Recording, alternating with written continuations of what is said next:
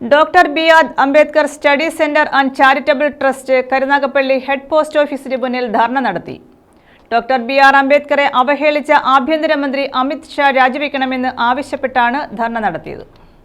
ഭരണഘടനാ ശില്പി doctor BR. അംബേദ്കറെ അവഹേളിച്ച ആഭ്യന്തരമന്ത്രി അമിത് ഷാ പരാമർശം പിൻവലിച്ച് രാജിവെക്കണമെന്നാവശ്യപ്പെട്ടാണ് കരുനാഗപ്പള്ളി ഹെഡ് പോസ്റ്റ് ഓഫീസിന് മുന്നിൽ ധർണ സംഘടിപ്പിച്ചത്. Doctor BR. Ambedkar study centre and charitable ട്രസ്റ്റിന്റെ നേതൃത്വത്തിലായിരുന്നു ധർണ. സി.ആർ. മഹേഷ് എം.എൽ.എ. ധർണ ഉദ്ഘാടനം ചെയ്തു.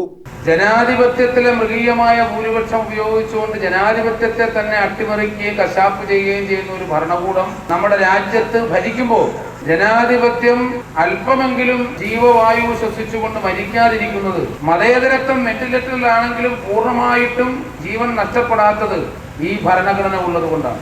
മനുസ്മൃതി നമുക്കറിയാം, അപ്പോൾ അതുമായി ബന്ധപ്പെട്ട ചർച്ചകൾ നടക്കുക. ഒരു ബ്രാഹ്മണ ആധിപത്യം, പൗരോഹിത്യ ആധിപത്യം, സവർണ ആധിപത്യം ഈ രാജ്യത്തിന്റെ സ്വാതന്ത്ര്യ സമര കാലഘട്ടം മുതലേ 1925 ഈ രാജ്യത്ത് ഉദയം ചെയ്ത RSS മുന്നോട്ട് വെക്കുന്ന ആശയമാണ്. അപ്പൊ ഈ ആശയത്തിനെല്ലാം വിലങ്ങ് തടിയായി നിൽക്കുന്നത് ഭരണഘടന.